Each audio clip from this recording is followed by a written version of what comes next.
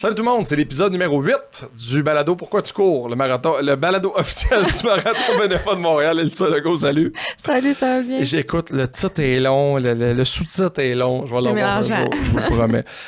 Merci d'être là, de retour cette semaine. Merci à tous ceux qui écoutent, qui consomment, qui téléchargent le balado sur les plateformes de la Commission athlétique. J'en entends beaucoup parler. Oui, on sait. Puis c'est le fun parce que j'ai comme l'impression que c'est pas juste des amateurs de course, c'est comme pas des athlètes, mais des sportifs ou des gens actifs qui sont curieux des invités qu'on a eu dans les dernières semaines. Puis j'ai eu des super belles discussions avec plein de monde.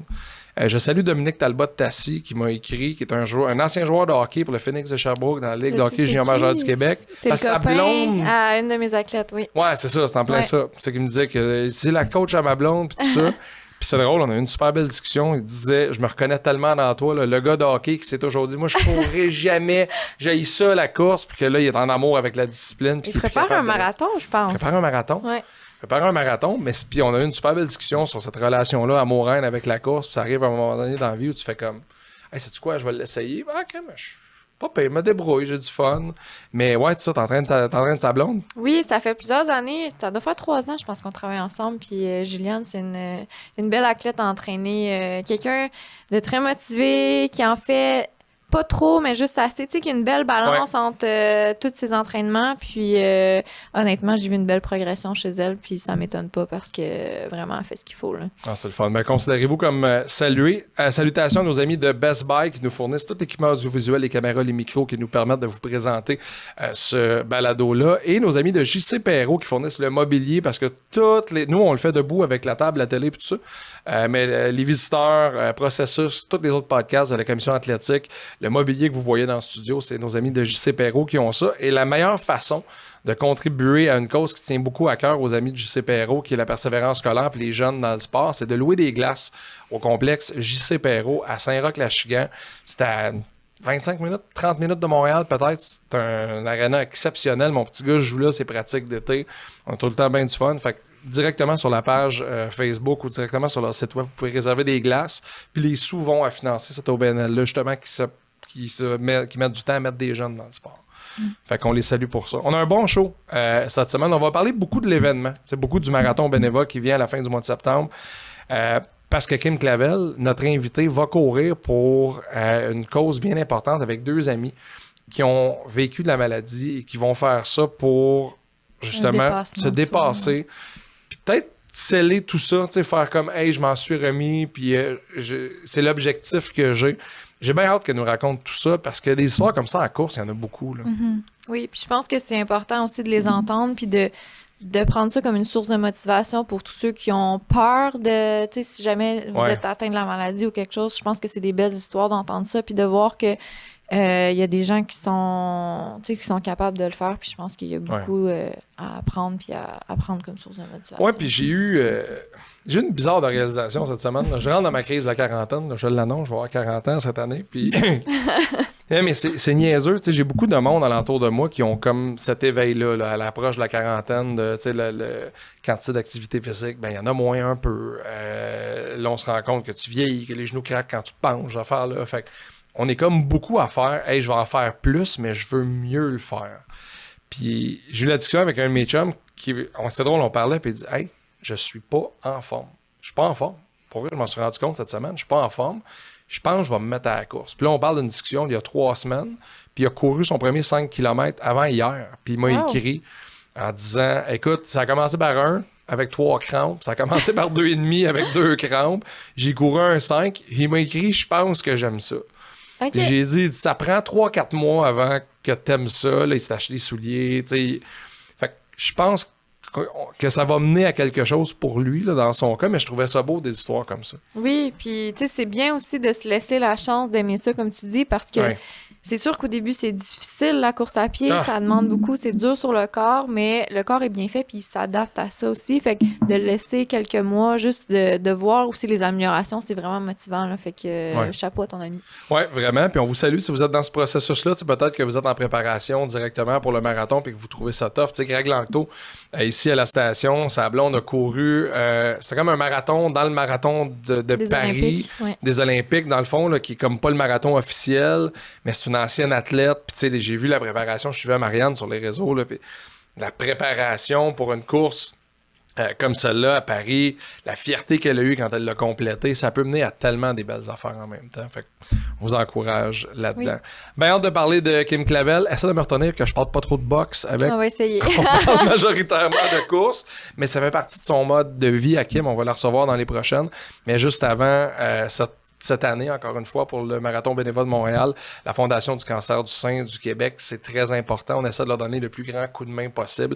On a Cédric qui s'amène avec nous dans quelques secondes pour justement parler de cet organisme-là, de cette fondation-là, puis de comment on peut faire pour les aider. Ouais. Pourquoi tu cours?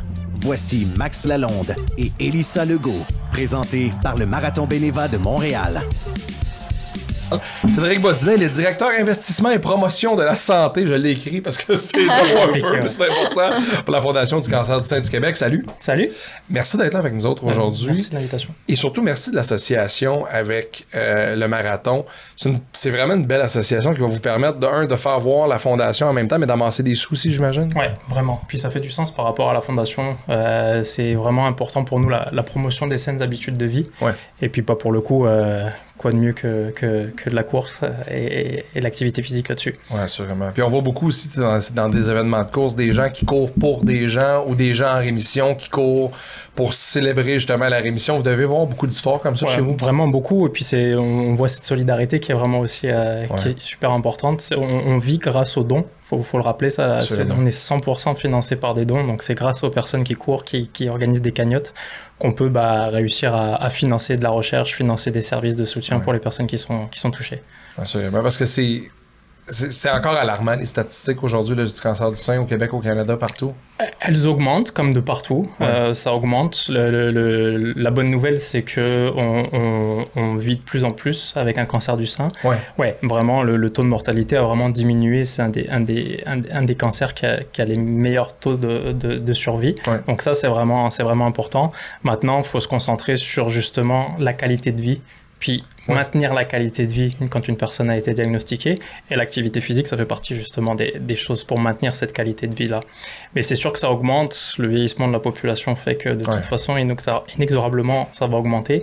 Mais l'idée, c'est ça, c'est de trouver des traitements qui font qu'on en guérit et qui font qu'on peut maintenir sa qualité de vie pendant les traitements. Parce qu'on en a parlé beaucoup, de courir pour se maintenir, pour être en forme. Il y a beaucoup de gens qui ont vécu la maladie, justement, qui le font quand même à travers ça. Puis ça leur permet de mieux vivre dans tout ça, j'imagine? Oui, vraiment. Il y a des bénéfices avant, pendant, puis après, vraiment. Pendant les traitements, c'est vraiment beaucoup la qualité de vie, justement. C'est maintenir cette qualité de vie. Alors, il faut faire à son rythme, bien sûr, parce que les traitements sont éprouvants, etc. Mais ça leur permet de maintenir la qualité de vie, ça leur permet de diminuer la fatigue. Ça peut être un petit peu contradictoire, mais souvent, en fait, les personnes qui sont fatiguées pendant les traitements de cancer, c'est pas vraiment la fatigue physique qui va être solutionnée par le repos. Alors que quand on vient faire une activité physique, on va avoir vraiment une fatigue physique qui est solutionnée par le repos. Les personnes vont se reposer, puis elles se sentiront mieux après. Souvent, pendant les traitements, les personnes vont avoir tendance à dormir, puis en fait toujours être fatiguées, continuer à dormir. Donc vraiment, c'est une espèce de switch pour changer la fatigue. Puis il y a vraiment des impacts aussi au niveau émotionnel, psychologique, on le sait. Puis en fonction des personnes, pouvoir aussi courir avec un groupe d'amis, c'est quelque chose il y a l'aspect social aussi qui est vraiment important pendant les traitements. Ouais, puis les ambiances, ces courses-là, tu sais, t'en as fait beaucoup, puis maladie ou pas, il y a des gens qui réussissent, qui traversent le fil d'arrivée, puis on voit des gens s'effondrer en larmes. Des fois, quand c'est associé à justement quelqu'un qui se remet d'une épreuve difficile comme ça, quand tu vois la famille, les gens qui sont alentour, t'as dû tellement voir, malgré la nature négative de quelqu'un est malade, il a besoin d'aide, de belles histoires dans ta job, dans tes fonctions. Vraiment, des personnes qui se fixent comme un espèce de défi, justement. On a des personnes qui, avant la maladie, n'étaient pas du tout sportives, puis qui en fait ont pratiqué une activité physique du fait de la maladie pour justement se maintenir, etc. Et puis qui par la suite ont continué à pratiquer. On finance des équipes de bateaux dragons. Alors c'est des grands bateaux de 20 places là. Et puis en fait il y a des femmes qui font, donc c'est que des survivantes dans ces bateaux-là. Puis en fait il y a des femmes qui sont là-dedans qui nous disaient je suis une athlète maintenant. Alors qu'avant, j'étais plus une athlète du fauteuil ou du sofa. Maintenant, je suis une athlète, puis elle représente le Québec dans des compétitions dans le pays ou même internationales des fois. Donc vraiment, il y a un changement pour ces personnes-là. Et c'est, entre guillemets, grâce à la maladie. Donc il y a du positif aussi là-dedans. C'est ça qui est vraiment beau. Absolument. C'est important de rappeler aussi la nécessité de la prévention parce qu'on en parle beaucoup. Quels sont les messages clés, là? Tu sais, les choses qu'on doit se rappeler fréquemment par rapport justement à la prévention du cancer du sein pour les jeunes femmes qui nous écoutent? En lien avec les saines habitudes de vie, c'est pratiquer une activité physique régulière, essayer de diminuer le temps qu'on va passer dans les activités sédentaires, assis, couchés, essayer d'avoir une alimentation le plus équilibrée possible. Après, il y a des facteurs sur lesquels on ne peut pas agir, malheureusement, tout ce qui est la génétique, tout ce qui est l'exposition à certaines substances. Par contre, il y a aussi tout ce qu'on appelle l'auto-observation des seins. Ça, c'est faire attention à sa poitrine. Puis quand on parle de la poitrine, là, c'est pas juste le sein, c'est vraiment toute la région qui part de la clavicule, sous le bras et puis en dessous du sein. Faire attention à ça, connaître sa poitrine pour éventuellement détecter un signe, si jamais il y a un signe. Puis ça peut être se toucher, mais ça peut être juste visuellement aussi dans le miroir. Savoir que, OK, là, mon sein, il n'a pas la même forme que d'habitude. Là, il n'a pas la même couleur que d'habitude. Faut pas hésiter. Dès qu'il y a, s'il y a une petite suspicion, là, on essaie si on a un médecin de famille, d'aller voir son médecin de famille. Il y a des lignes directes aussi pour juste échanger avec une infirmière au téléphone et puis savoir si... de quoi ça parle. On a une ligne aussi avec des pères aidantes. Donc, c'est des femmes qui ont vécu la trajectoire du cancer du sein qui répondent au téléphone parce que aussi... quand on est dans cet aspect un peu OK, j'ai un signe, mais je sais pas quoi faire, elles l'ont vécu. Elles peuvent leur dire OK, on respire, on voit ce que c'est, je t'oriente vers une ressource, puis à l'issue de ça, on verra ce qu'il en est. Il faut savoir que souvent, quand il y a un signe qui est un peu anormal, dans la majorité des cas, c'est pas grave, c'est pas un cancer du sein. Les seins, ils évoluent chez la femme en fonction des cycles menstruels. Il y a vraiment beaucoup d'évolutions, des petites masses, on peut en trouver, des changements de forme, des changements de densité. C'est des choses qui sont normales, mais il faut le connaître, ça, justement. Donc, pour ça, il faut connaître sa poitrine, savoir qu'est-ce qui est normal, qu'est-ce qui est anormal. Et comme tu le dis, s'il y a un doute, on n'hésite pas. Comment on va vous voir au marathon? Vous allez être où durant la fin de semaine? On va avoir un kiosque sur toutes les journées, là. Okay. On va être présent ici. On a des personnes de la fondation aussi qui courent. On a une petite équipe qui va courir. Donc, on va être vraiment à différents endroits. Si je dis pas de bêtises, on est à l'arrivée aussi. Donc, on va être répartis à différents endroits. Et puis, il faut pas hésiter à venir sur le kiosque nous faire un bonjour. Et puis, on montrera aussi ce qu'on propose pour les personnes qui sont touchées. Parce que la fondation, c'est ça, c'est investir dans la recherche, dans des projets de recherche, mais c'est aussi proposer des choses pour les personnes qui sont touchées. Très bon. Puis si on écoute ça, puis on se sent touché ou on se sent interpellé, puis on veut faire un don, est-ce qu'on peut en faire un tout de suite? Bien sûr. Il faut aller sur le site rubanrose.org. Puis il y a la possibilité de faire un don directement en ligne. Et puis il faut savoir que c'est vraiment ça. Ce don-là, il va avoir vraiment un impact pour investir dans la recherche, pour proposer des choses, pour financer la ligne des pères aidantes, comme je disais tout à l'heure, pour financer des bateaux dragons, pour financer toutes ces choses-là directement au bénéfice des personnes qui sont touchées. Merci beaucoup d'être passé. Merci à tous les deux. Merci de l'invitation. On se retrouve tout de suite la deuxième invitée de la semaine. On va lui demander pourquoi elle court. Kim Clavel s'en vient avec nous. Bougez pas. La première question qu'on pose à tout le monde, pourquoi toi tu cours? Moi, je cours parce que, premièrement, ça fait partie de ma vie. Je suis une athlète depuis maintenant 17 ans. Mais même avant d'être une athlète, quand j'étais jeune, je courais. Okay. J'ai tout le temps couru. Je trouve ça plate marcher. Je trouve que ça va pas assez vite. Fait que moi, je courais dans tout ce que je faisais. Je suis d'accord. Puis... J'aimais mieux courir. Puis je me rappelle, tu sais, au primaire, là, on avait des cross-country en début d'étape. Moi, j'adorais ça. Les Olympiades. Les Olympiades. Tout, moi, je capotais là-dedans. Puis je faisais les cross-country. Puis je me rendais aux provinciaux. Je m'entraînais pas. J'aimais juste courir. Puis t'étais bonne. J'étais bonne. Ouais. Puis j'étais élevée dans les chevaux, tu sais, la campagne. Fait que moi, quand je courais, puis j'avais comme 9-10 ans, je pensais que j'étais un cheval de course. Fait que moi, c'était un jeu un peu pour moi courir. Puis c'est devenu que ça fait partie de ma vie complètement. Puis même maintenant, quand je suis en vacances entre 2 combats, je prends mes espadrilles et je vais courir parce que ça me relaxe. Je mets ma musique, puis j'aime voyager. Je peux aller courir de partout dans le monde. Ça me fait du bien courir. OK. Puis tu disais tantôt, là, avant qu'on enregistre, que tu avais fait un test de 12 minutes. Oui. T'as préparé ton début de... Là, c'était un test physique, en fait, parce que je commence mon camp d'entraînement en vue de mon prochain combat, puis on évalue... T'en es où, là? J'en suis où, puis comment qu'on va bâtir le camp d'entraînement. Fait que je fais des tests physiques, de musculation, de course. Puis aujourd'hui, c'était 12 minutes. Tu fais 12 minutes, tu essaies de faire le plus de mètres possible. Fait que, la plus longue distance en 12 minutes, ça a l'air facile quand on le dit comme ça, mais c'est très exigeant quand tu mets une intensité assez forte. Fait que j'étais à 3 km. Ah wow. Donc, c'est le 4 minutes du kilomètre. Le 4 minutes, mais j'ai poussé énormément. Puis ce qui est difficile, dans ma personnalité, je pousse tout le temps. Donc, on va refaire le test dans peut-être 4-5 semaines. Là, t'as de quoi abattre. Mais là, j'ai mis la barre haute, puis je me dis, oh mon Dieu, je vais être obligée de refaire ça. Mais je suis pas capable de faire autrement. Mais c'est parfait, cette discipline-là, pour un athlète qui aime se mesurer personnellement aussi la course. Puis je sais que tout le monde à la boxe s'entraîne différemment. Il y en a qui il y en a par obligation de la course. Toi, quelle place ça prend dans ton camp d'entraînement, la course à pied, mettons? Moi, c'est ma manière d'aller évaluer ma condition physique. Okay. Souvent, quand je vais être près d'un combat, j'aime ça aller au chalet de mes entraîneurs, Daniel et Stéphane. Eux, ils ont un chalet à la Minerve, puis il y a beaucoup de côtes. Okay. Il y a comme un 7 km que je fais dans les côtes, puis je le fais, puis quand j'ai fini le 7 km, je sais, je suis prête pour mon combat. C'est comme ma manière de pas me défier, mais comme me mesurer, puis je sais quand je suis prêt par la course. Puis j'adore courir en campagne. Tu sais, mettons, la piste, la track, c'est le fun pour des courtes distances, des sprints, mais j'aime beaucoup courir dans la nature, avec mon chien. J'aime ça courir dans le bois, des reliefs différents. Chez ma mère, je traverse la rivière, je cours, je vais dans les champs. Tu sais, j'aime ça me faire à la Rambo un peu. Là, j'aime ça vraiment. Quand tu vas prendre ta retraite de boxe, peut-être qu'on va te voir entre elles. J'aimerais vraiment ça. J'ai une de mes amies qui fait Anne Champagne. Oui.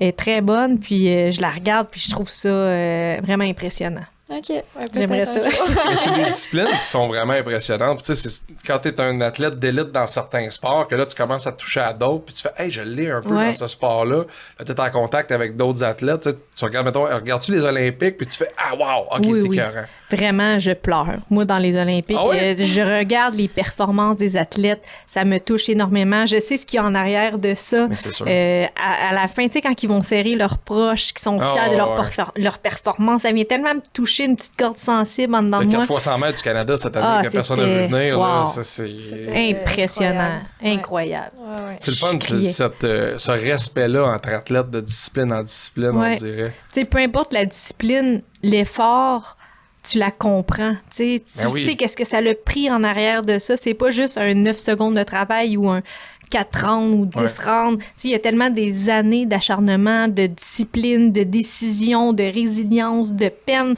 C'est pas juste une belle ligne droite ou un fleuve tranquille être athlète. Il y a des hauts, il y a des bas, puis il faut passer au travers de tout ça. Puis c'est pas une vie facile, mais c'est une vie extrêmement passionnante. Mais puis il y a toute la partie mentale aussi là-dedans. Moi, c'est de quoi qui m'a toujours beaucoup intéressé, le mental des athlètes dans l'entraînement. Tu sais, un 9 mois de camp d'entraînement pour 6 rounds de 2 minutes ou 8 rounds de 2 minutes, c'est beaucoup pour pas beaucoup, mais c'est beaucoup quand tu y penses, qu'est-ce qui s'en vient après ça. Oui, puis on dirait au cours de ma vie d'athlète, à un moment donné, je mettais tellement beaucoup l'importance tout le temps sur le résultat que j'oubliais de profiter du processus. Mais en fait, c'est le processus qui est le fun. C'est ça qui est passionnant. C'est ça que tu as la chance de pratiquer à chaque jour. Tu sais, je me lève le matin, puis je m'en vais faire ce que j'aime. Tu sais, ça, à un moment donné, je l'ai oublié, mais maintenant, j'essaie de profiter de chaque moment parce qu'une vie d'athlète, ça peut être court, ça passe très vite. Puis, tu sais, un jour, quand je vais avoir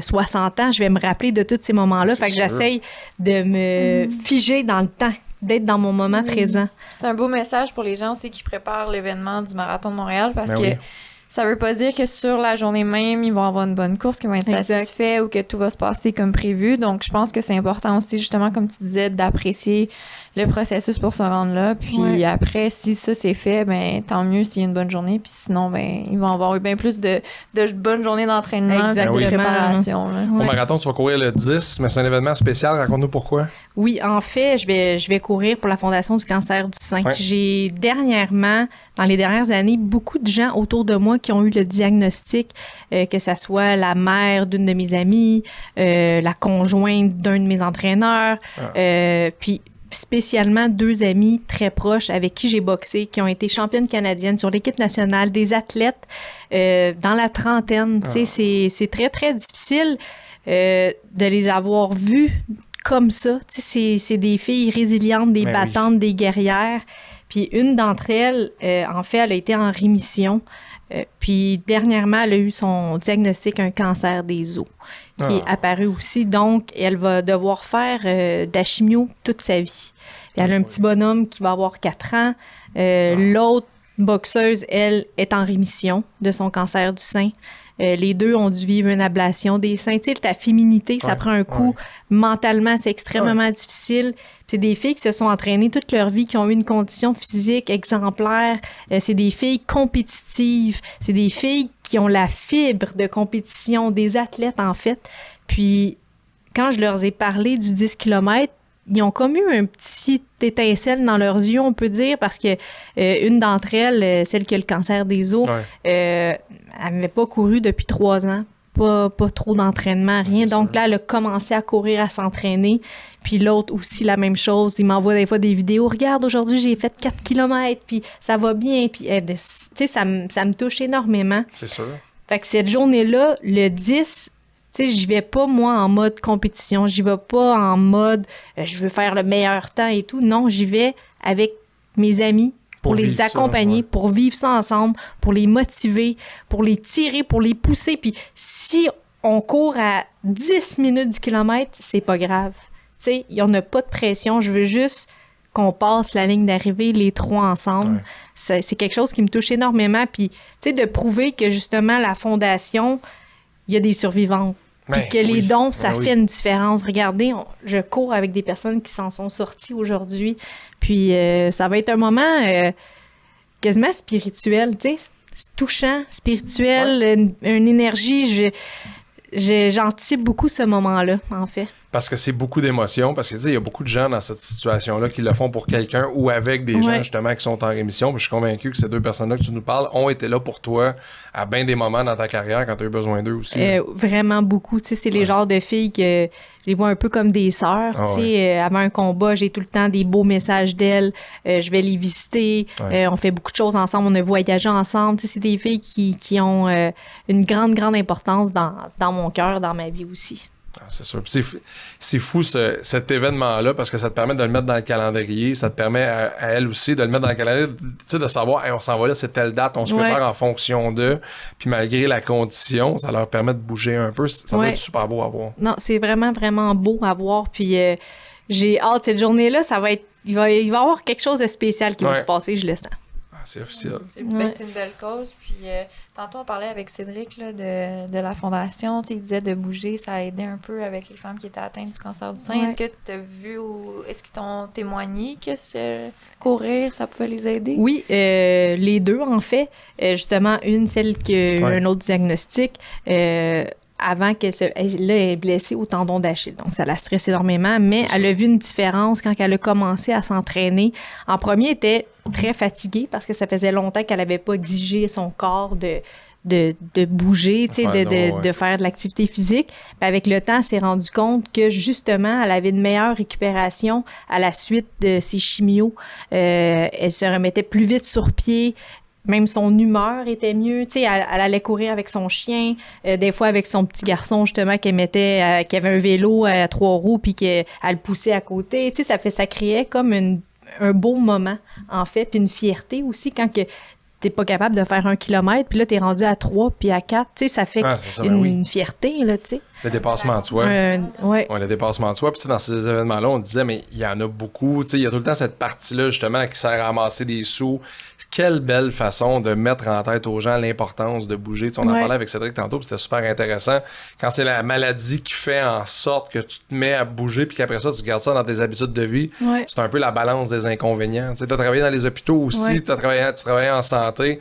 Il y a beaucoup de gens qu'on dirait qui réalisent tard l'importance de faire « il faut que je m'occupe de moi ». Oui, puis aussi, quand je parle de la course, il y a beaucoup de gens qui se mettent de pression, qui se mettent des barèmes. « Ah non, moi, je peux pas courir, là, je peux pas suivre ce rythme-là ». Il y a pas de rythme de course. Tu sais, en fait, tu as couru 1 kilomètre en 8 minutes ou tu as couru 1 kilomètre en 4 minutes, tu as couru 1 kilomètre. Tu sais, tu y vas à ton rythme, puis s'il faut que tu marches, puis tu recommences à courir. L'important, c'est de bouger, de se lever, de prendre de l'air, d'aller marcher avec tes enfants, de bouger ton corps, tu sais, en fait. Puis c'est pas important la performance. Ça va venir avec le temps. Si un jour t'aimes ça, puis t'as envie de repousser tes limites, mais commencer, tout le monde peut commencer. Vas-y. Puis moi, ce que j'allais ajouter, en fait, c'est que la performance est propre aussi à chacun, dans le sens que tu pars, comme tu disais, tu cours 1 kilomètre en 8 minutes, mais si tu continues à t'entraîner, ben ton kilomètre, il va te prendre 7 minutes, puis 6 minutes. Puis tu vas être fier de toi, tu sais, de voir que tu t'améliores. Puis il n'y a pas de physique parfait pour courir non plus, dans le sens que tu peux être un homme, une femme, petit, plus âgé, plus en bon point. Il n'y a pas de... Non. On a reçu Jacqueline Garraud. Quel âge, Mme Garraud? 72? 72 ans, court encore, a gagné le premier marathon de Montréal. C'est impressionnant. Justement, en parlant d'âge, il y a un monsieur qui me suit beaucoup dans mes combats de boxe. Il est tout le temps là. Il vient me voir au gymnase de boxe Montréal, peut-être une fois par semaine. Monsieur Jean-Louis a 98 ans. Oh, wow. 98. Conduit sa voiture. Il vient faire de l'activité physique au Centre Claude Robillard. Ah, ouais. Il bouge, il fait de la marche, il fait du vélo stationnaire. Il a 98 ans. Fait que juste pour dire, lui, il a bougé toute sa vie. Il a jamais arrêté. Il a tout le temps continué à faire des petits exercices. Il s'alimente bien. Fait que, tu sais, ça a un impact sur la longévité, sur ton énergie dans ta vie. C'est sûr, comme disait Cédric tantôt, des fois, il y a la génétique et tout, c'est certain. Mais je pense qu'on met les chances plus de notre côté quand on prend soin de notre corps. Puis, tu sais, notre santé, on en a juste une. Puis ça s'en va réellement jamais. Tu sais, je pense que les athlètes, même à la retraite, à un moment donné, se trouvent tous des... Tu sais, je joue au golf avec Marie Vicard l'autre jour, puis on jouait à 9h le matin. Elle arrive, elle dit, je viens d'aller courir un 7. Je dis, de quoi tu viens d'aller courir un 7? Marie est intense. Puis Marie, mais as-tu l'impression que la course, mettons, pourrait faire partie de ta vie longtemps? Oui, j'aimerais beaucoup, après ma carrière de boxe, justement, continuer à courir, que ça soit un peu de la trail, ou j'ai vu de la course canine. Quelque chose comme ça. Du canicross. Canicross. Parce que moi, j'adore les chiens.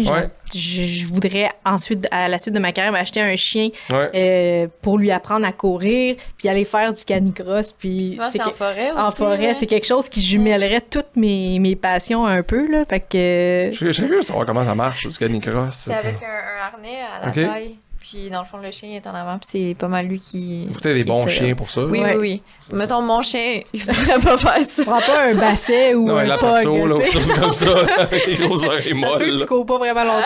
C'est tellement drôle, je chihuahua. Ouais, puis bon, chihuahua, ben, il me paye 5 livres, là, tu sais. Mais pour vrai, c'est un athlète. J'ai commencé jeune à le courir. Il était élevé sur une ferme, tu sais, quand j'allais chez ma mère. Puis comme les gens, ils me croient pas, mais je vous le dis, il court 5-6 km. Je vais avec mon chihuahua. Il traverse la rivière, il nage. Ouais. Wow. Puis il est en avant de moi, puis il aime ça, là. Tu sais, puis les gens, quand je cours avec mon chihuahua, ils me regardent comme... si on a quasiment le goût d'appeler la SPCA parce que je le torture. Il est en laisse? Il est en laisse, mais il aime ça. Lui, là, il adore aller courir. Il traîne pas en arrière. Il traîne pas en arrière, puis il pourrait continuer. C'est juste moi qui me dis, OK, c'est assez, là, tu sais. Mais lui, c'est un chien, puis je le traite comme un chien. Puis il pense pas qu'il est un petit chien de poche, là, lui. Il est convaincu que... Alors, mais c'est intéressant parce que tout le monde court de façon différente. Tu as parlé de musique tantôt. T'écoutes quoi quand tu cours? Moi, j'écoute beaucoup... j'ai de tout. Pour de vrai, si vous voyez dans mon Spotify... La musique que j'ai, ça peut passer de Céline Dion à Metallica, à du Matt Lang, à George Strait, à les Cowboys fringants. J'ai vraiment de tout. Puis tout est valide quand tu cours. Tout est valide quand je cours. Puis des fois, j'aime même écouter des musiques, là, tu sais, d'amour, puis qui me fait rêver. Puis je suis vraiment dans ma bulle quand je cours. J'ai pas comme une musique là, qui me motive à fond. Non, moi, j'aime tout. T'as-tu une tonne de finish, mettons, une tonne de dernier kilomètre? Non. Moi, j'y fais beaucoup. Je suis comme dans un film quand je cours. Je m'imagine toute ma vie. Comment je vais être dans 10 ans. Si un jour j'ai un enfant, comment je vais l'appeler. Mon prochain combat, là, je visualise mon combat, comment ça va se passer. Tu règles beaucoup de dossiers quand tu cours, là. Je règle énormément de dossiers. Est-ce que tu es capable de te rappeler aussi à quoi tu as pensé quand tu cours? Souvent, non. C'est ça, moi non plus. Un coup que j'ai fini, c'est comme quand je viens de me lever le matin, je me rappelle plus de mes rêves. C'est comme j'étais tellement dans mon monde, dans ma bulle. Des fois, je sais même pas comment j'ai fait pour parcourir mon 10 km, par où j'ai passé. Je suis vraiment dans une zone en transe, on dirait, quand je cours. Est-ce que ça commence rapidement quand tu commences à courir ou c'est... Le premier 10 minutes, je m'ennuie. Pour de vrai, quand je cours, là, le premier 10 minutes, je le déteste. T'sais, on dirait que je me sens raide comme une barre. Je me sens, on dirait que je suis essoufflée, je suis fatiguée. Je me dis comment je vais faire pour faire ma distance. Puis finalement, à un moment donné, mon corps se réchauffe vraiment bien, puis je suis dans une belle zone. Mon souffle est comme bien engendré, puis là, je pourrais continuer des heures, puis je vois pas le temps passer. Pour ça, un truc, là, puis peut-être tu le fais déjà, mais moi, ce qui m'avait aidé après que je me sois blessée, c'est de marcher d'abord avant de courir. Fait que ta fréquence cardiaque augmente, puis ça te permet un petit peu plus justement de tomber dans ta bulle, puis de tranquillement te préparer à faire un effort physique. Fait que ça, c'est un truc que je peux donner à ceux qui vont écouter aussi. Même si tu trouves que ça va passer vite. Là. Ouais, non, c'est ça, c'est vrai, tu disais que t'aimais pas ça marcher, mais tu sais, ça peut être un 2 minutes, là, quelque chose de très... Ouais, exactement. Puis ça aide pour la prévention de blessures aussi, là, fait que un petit truc pour ceux qui veulent... Es-tu une solitaire quand tu cours? Parce que tu sais, il y a l'aspect social à ça, là, les run clubs pis ces affaires-là. Je suis très solitaire quand je cours. J'aime ça, y aller à mon rythme. Des fois, mettons, si je cours avec d'autres personnes, je vais y aller pour le plaisir. Tu sais, pour jaser, pour discuter. Puis j'ai pas beaucoup d'amis qui aiment courir à un rythme élevé. Fait que j'aime pas attendre. Je me sens coupable d'être en avant. Tu sais, fait que souvent, j'aime ça y aller comme moi, j'ai envie de le faire. Mais sinon, je vais le faire en hobby. Plus jaser, avoir du plaisir avec d'autres personnes. Mais quand c'est pour la performance puis que j'ai un entraînement sérieux, j'aime le faire seul. Les applications, la technologie, ta relation avec ça, mettons? J'ai ma montre, ma Apple Watch. J'ai des écouteurs que j'adore pour courir. J'ai mes Open Run de Shox. Oui. C'est des écouteurs qui sont très, très légers. C'est des écouteurs qui sont pas dans tes oreilles, ils sont juste à côté. Fait que j'entends tout ce qui se passe. Mettons, il y a un auto dans la forêt ou je peux entendre les gens qui parlent à côté, mais j'entends bien ma musique. Puis c'est les seuls écouteurs qui tombent pas de mes oreilles. J'ai des mini-oreilles. Fait que moi, des petits écouteurs iPod, ça tombe tout le temps. Puis un gros truc sur la tête, je trouve ça pesant avec le temps. Fait que mes Open Run Shox, allez voir ça, c'est très, très pratique. Ouais, je les aime vraiment. Ça, c'est intéressant parce que j'aime ça recevoir des athlètes parce que vous avez toute une vision différente de la course à pied. Est-ce que tu te mesures toi-même? Regardes-tu ton log de tes courses puis tout ça? Ou est-ce que tu es très aujourd'hui c'est 10 ou tu peux y aller? J'y vais quand même assez. Ben, quand je suis en camp d'entraînement, j'ai mes entraînements le matin que je fais beaucoup d'intervalles, des sprints, des suicides, des trucs comme ça, de l'explosion. Des trucs comme ça pour spécialement pour performer la journée du combat, pour augmenter mon VO2 max. Mais je fais toujours un long run par semaine quand je suis en camp d'entraînement. Mettons, souvent, ça va être un 60 minutes, mais un pace très, très lent. Mettons qu'il faut que mon cœur soit pas en haut de 130, 135. Pour t'habituer à l'effort. C'est plus de l'endurance. Puis c'est très bon aussi. Nous, on est un sport de poids, pour perdre des masses grasses, ou des trucs comme ça. Sinon, entre mes camps d'entraînement, ça va être vraiment pour le plaisir. Comme je peux décider, bon, aujourd'hui, je vais aller courir 2 heures dans la forêt. Puis je pars 2 heures, j'écoute de la musique, puis ça, j'aime ça. Puis moi, je déteste faire un chemin puis revenir sur mes pas. Fait que moi, j'aime ça partir, puis je sais pas trop quand je vais revenir, puis je vais appeler quelqu'un qui va venir me chercher ou quelque chose comme ça. Revenir sur mes pas, je déteste refaire le même chemin. Moi, j'aime ça aussi. A to B, là, mettons, me déposer quelque part, puis quelqu'un va me... C'est parfait. On devrait revenir, c'est redondant, c'est long. Tu vas passer par la même place. J'aime pas ça. J'aime pas ça. Puis il y a des coins où... Puis à un moment donné, tu sais, moi, mettons, je suis à Mascouche, là, j'ai mes places pour la trail en arrière de chez nous, j'ai mes circuits. Aujourd'hui, je sais que ça me tente ça me tente pas de monter, ça me tente plus de descendre. Aujourd'hui, ça me tente de monter, je vais passer par là. On dirait que ça vient naturellement, genre, Manu, tu sais exactement où passer. Exact. T'es dans quel coin, toi? Moi, là, je suis Huntic. Mais les fins de semaine, souvent, je vais à la ferme, chez ma mère, c'est dans le coin de Joliette. Puis, on a un grand terrain là-bas. Fait que je vais courir dans les petits rangs de campagne, puis il n'y a personne. Je peux courir en plein milieu de la rue, puis à côté, c'est des vaches. Puis je les salue, je leur parle, T'es-tu une bonne Montréalaise, mettons, pour... Non. Non, je suis pas une bonne Montréalaise. Je suis ici simplement pour l'entraînement.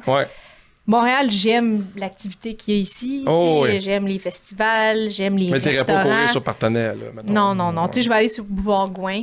Sinon, je vais beaucoup au parc Frédéric Bach. C'est 5,5 km, je pense, un tour. Puis ils ont fait ça super cool dans le fait qu'il y a des petites collines, des petites pentes. C'est là que je m'en vais après. Tant qu'à venir à Montréal, je me dis, je vais aller à mon parc. C'est vraiment à Montréal, ce parc-là. C'est comme en gravel, puis tu sais, il y a un peu d'arbres et tout. T'as pas l'impression d'être tant que ça à Montréal. Puis de chez moi, mettons, je pars de chez moi, je vais faire un tour du Frédéric-Bach, je retourne chez moi, c'est exactement 10 km. OK. Fait que, tu sais, quand j'ai envie de faire un 10, mais j'ai pas mal mon chemin sans vraiment retourner dans mes mêmes pas, là, tu sais. Fait que... Qu'est-ce que tu aimerais faire en course que tu n'as pas fait encore, mettons? C'est peut-être un défi que tu aimerais te lancer. J'aimerais beaucoup faire un triathlon. Okay. C'est quelque chose que j'aimerais beaucoup faire après ma carrière. Pas pire nageuse, pas pire fille à vélo. Je sais comment faire du vélo, mais il faudrait que je me pratique. Puis la course, j'aimerais faire le sprint triathlon pour commencer, mais j'aimerais vivre un départ. T'sais, j'ai tout le temps couru toute seule. J'ai jamais vécu pas une animosité, là, mais une fébrilité, d'une course ou d'une compétition de course à part d'un cross-country quand j'étais au primaire. Là, mais on a oublié, c'est pas la même chose. Tu sais, un départ dans l'eau, puis après ça, il faut que tu fasses ton changement, puis tu t'en vas avec ton vélo, puis après ça, tu pars en courant. Mais semble la fierté... Après ça doit être quelque chose d'extraordinaire. Puis c'est sûr, un trail, tu sais, une longue distance, je sais pas, pour commencer les plus courtes, peut-être 50, 60. Tu peux avoir moins que ça, mais tu sais, après, ça dépend ce que toi tu veux faire. Okay. Là, mais oui. Donc, j'aimerais commencer, tu sais, peut-être par les plus courtes. Là, je ferais pas 120 en commençant, mais c'est quelque chose que j'aimerais faire, le fait d'avoir ton petit sac, d'avoir des collations dans ton, pas ton harnais, mais ton dossard, puis descendre des côtes, puis... Il doit y avoir, puis je trouve que c'est une belle communauté aussi, qui s'entraide beaucoup. Oui, puis ça s'est beaucoup défini dans les dernières années. Il y a les marathons, comme tu sais, il y a eu toutes les grosses courses à Montréal, puis un peu partout au Québec, puis après ça, il y a eu les Color Run, il y a eu les courses dans le bois, tu sais. On dirait qu'il y en a vraiment pour tous les goûts et pour toutes les distances et pour pas mal tout le monde, on dirait. Il y a comme on dirait que c'est populaire, courir, là, tu sais, les gens, je vois beaucoup de connaissances qui se sont inscrits justement au Marathon bénévole de Montréal, qui vont, sans nécessairement faire le 42 km, mais tu sais, ils vont faire un demi-marathon pour la première fois dans leur vie, un 10, un 5, il y en a qui vont en famille, ils vont faire le 1 km pour initier leurs enfants à la course. Tu sais, je trouve ça cool que les gens puissent aller faire ça en famille. Puis on sait pas, peut-être qu'il y a un futur olympien là-dedans, dans les petits jeunes là, qui vont commencer, ils ont 7-8 ans, puis ils vont courir leurs 2 km, puis on sait pas, lui, plus tard, c'est peut-être un Fafard, c'est peut-être, tu sais, il va peut-être être aux Olympiques, un Charles. Ah oui. Tu sais, dans ton rôle de porte-parole aussi, ta job, c'est de forcer ta famille et tes connaissances à venir le faire aussi, peu importe les moyens que tu prends, mais de transmettre ça aussi à plein de jeunes, de faire, hey, je vais m'inscrire. C'est beau de voir ça. Moi, le 1 km, je trouve ça exceptionnel. C'est beau, là, Ah oui, c'est cute, là. C'est beau. Puis, après ça, tu arrives à la maison.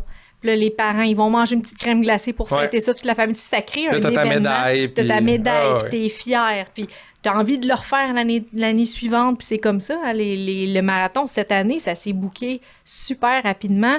Puis ça fait, je sais pas, ça fait exactement combien d'années qu'il fait... Alex, mais à chaque année, on dirait que ça prend juste de l'ampleur. De l'ampleur tout le temps. C'est de plus en plus gros, tu sais. Vraiment. Puis on parle des petites médailles. Te souviens-tu de ta première médaille de compétition? Ton premier moment dans le sport où t'as fait « Hey, j'ai accompli de quoi? » Oui, mes premiers petits cross-country, justement, que j'avais gagné ma petite médaille. C'était impressionnant. Puis là, tu montes sur ton podium. Tu sais, t'as l'impression que tu viens de gagner les Jeux olympiques là, quand t'es jeune. Tu sais, t'es « Wow! » C'est impressionnant. T'oublies jamais la première médaille. Ah, c'est malade. Puis tu sais, comment ça s'est passé, d'ailleurs, ton arrivée au rôle de porte-parole dans le marathon? Fais-nous la genèse de l'affaire. Oui, ben en fait, j'ai été approchée, justement, une demande pour être ambassadrice par Claire, qui a été approchée par Alex. Claire Couturier. Puis là, j'ai dit, je suis ambassadrice du marathon de Beneva. J'ai jamais fait de marathon. Tu sais, je me sentais comme un peu imposteur. C'est le mot marathon? Ouais. Ce qui me, comme... J'ai trouvé ça gros. J'ai dit, je sais pas, je peux être ambassadrice. On dit ça, ambassadrice ou ambassadeur? C'est pour ça que je dis porte-parole depuis tantôt. Je pense que c'est ambassadrice. Ambassadrice, c'est ça. Je me sentais comme un peu imposteur. Puis là, j'ai dit... En fait, c'est vrai que je cours. Puis le but du marathon, c'est pas tant de faire le 42 km, c'est d'aller bouger. Puis je suis une athlète, je pense, qui peut aimer promouvoir l'activité physique. Fait que j'ai accepté. J'ai dit, ben oui. La course, c'est vrai, ça fait partie de ma vie, autant en camp d'entraînement, dans mes vacances, pour mon bien-être personnel. Tu sais, j'ai des moments que j'ai eu plus de stress ou que je vivais un peu d'anxiété ou des trucs comme ça. Puis d'aller courir, ça m'aidait à gérer le tout, en fait. Fait que j'ai accepté. Puis quand j'ai accepté, j'étais en Utah.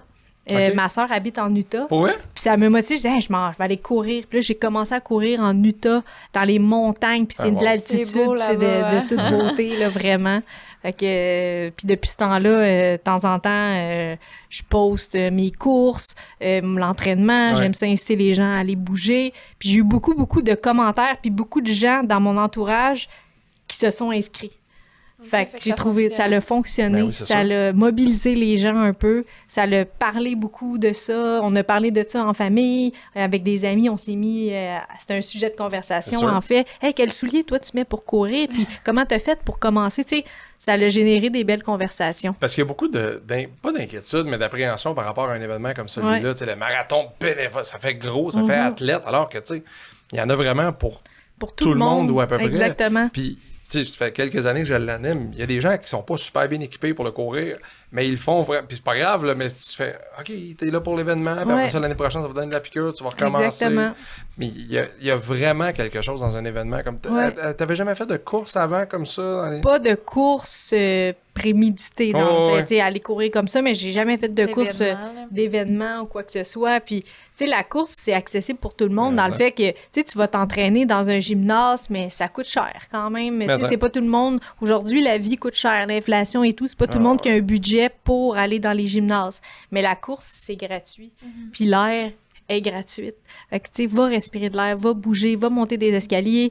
Ça prend juste une paire de souliers, puis t'es pas obligé d'avoir des Saucony à 300 $. Tu sais, tu peux avoir des souliers de base pour commencer, puis tu commences tranquillement, puis tu y vas une étape à la fois, puis c'est gratuit, tu sais.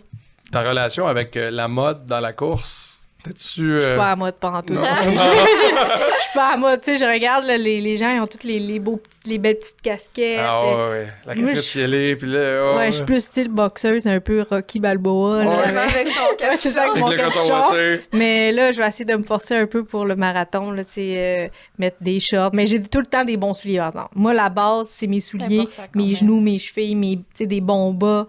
Ça, c'est important. Puis quand il fait très chaud, de pas avoir, tu sais, j'aime ça mettre une camisole très légère, là, très légère, puis une casquette souvent parce que le soleil des fois il peut plomber longtemps dans le visage, la crème solaire aussi dans le visage, c'est important. C'est sûr. Tu as parlé de voyage tantôt, c'est super intéressant. Moi j'ai toujours dit que c'est une des bonnes façons de découvrir des villes, aller courir. Tu as couru où dans le monde, mettons? J'ai couru à beaucoup d'endroits, Porto Rico, au Honduras, aux États-Unis, au Mexique, en Chine. Wow. J'ai couru... En Chine, ça doit être spécial. C'était spécial. C'était dans une grosse ville, ça? J'étais à Qingdao. C'était dans le nord de la Chine. Je pense pas que c'est une très, très grosse ville. Tu n'avais pas de problème à... Non, c'était quand même pas si pire. Venezuela, Cuba, beaucoup. À un moment donné, je suis partie pack-sac 3 semaines à Cuba. Fait que j'allais courir. C'est un pays qui gagne à être connu. Tu sais, si tu sors de Varadero puis des tout inclus, il y a vraiment des très beaux endroits, des piscines naturelles et tout. République dominicaine, beaucoup. Fait que j'ai fait quand même plusieurs pays au Kazakhstan. Au Kazakhstan? J'avais été boxer là pour le championnat du monde. Fait que des fois, on allait courir. Plusieurs endroits. C'est comment, le Kazakhstan? Le Kazakhstan, c'est un pays où ce qu'on était, nous, c'était une ville très, très récente. Puis il y avait tellement une belle... Comment on appelle ça? Une architecture? Ouais, une super belle architecture. Les gens sont gentils. C'est frais. Nous, au moment où il y avait été, c'était comme avril-mai. Fait que la température était juste parfaite. T'sais, moi, j'aime ça aller courir. L'automne, j'adore. Oui. Surtout ici au Québec, avec les feuilles, puis il n'y a plus de moustiques, puis t'es bien. Kazakhstan, la nourriture était très bonne. Puis l'organisation du championnat du monde, j'ai jamais vu des gens à l'heure comme ça. Tu sais, s'ils disaient, t'embarques sur le ring à 1h14, mais t'étais sur le ring à 1h14. T'sais, l'organisation était très, très bien. Puis pour aller courir, nous, c'était pas campagne, c'était plus ville, mais c'était super dépaysant. Parce que ça ressemblait pas en tout à Montréal, mettons. Puis là-bas, ils boivent les hommes du lait de jument au Kazakhstan. Du lait de jument? Ouais. C'est une propriété. Apparemment que ça donne de la force à un homme. Comme, les femmes boivent quoi? Les femmes, ils boivent de l'eau.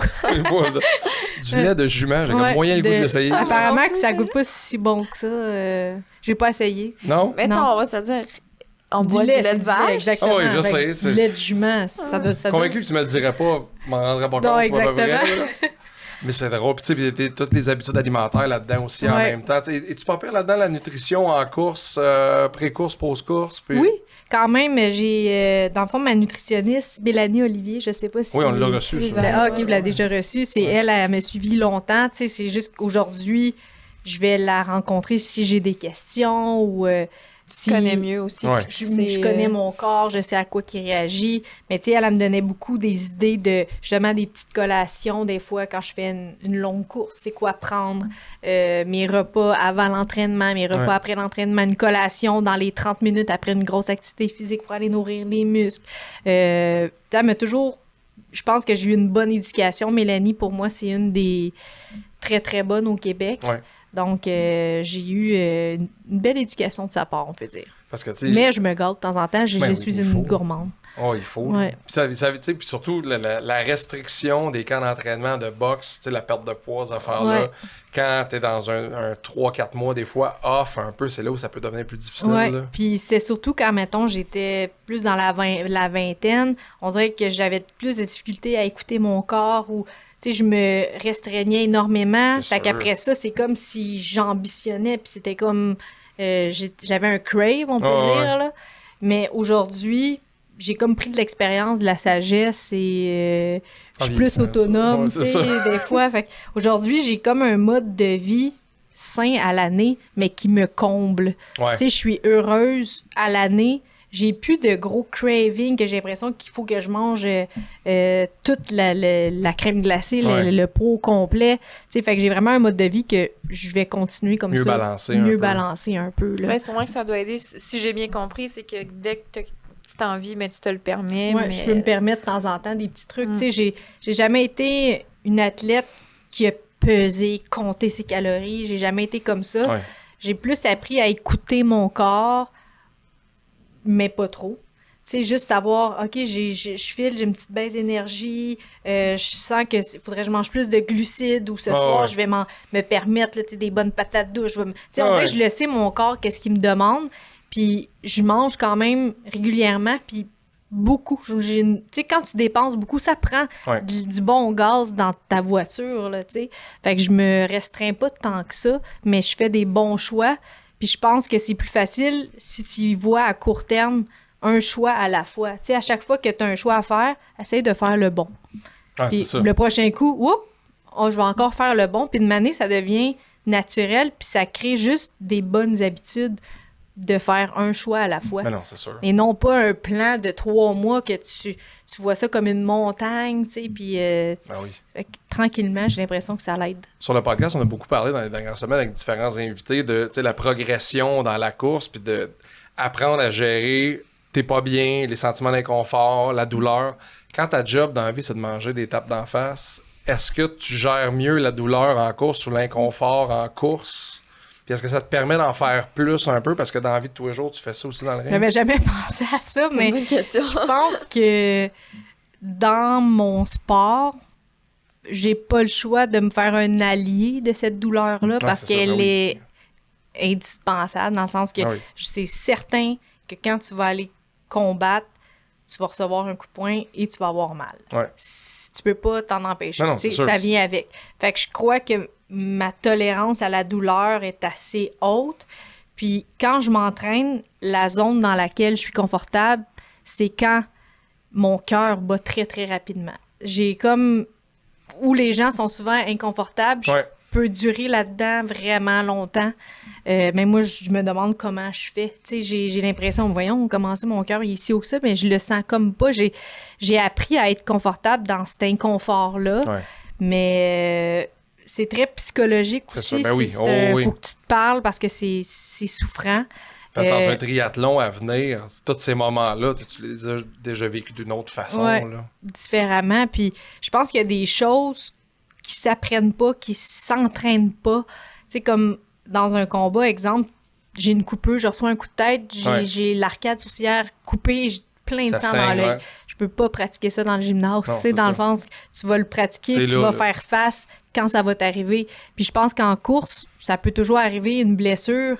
T'es dans le milieu de ta course, t'as des ampoules autour des pieds. Tu sais, tu vas en avoir une dans ton entraînement, mais ça se peut que tu te refoules un petit peu une cheville, puis là, il te reste 4 km, il faut que tu continues, mais tu t'es pas pratiqué à ce moment-là. Ouais. C'est juste comme une résilience, du courage, c'est une tolérance, c'est un allié, puis il faut être intelligent aussi pour pas avoir des séquelles à long terme. Tu sais, c'est de balancer le tout, j'ai l'impression. Ouais. Mais je pense que oui, la boxe fait en sorte que j'ai peut-être une habitude à tolérer la douleur. Ouais.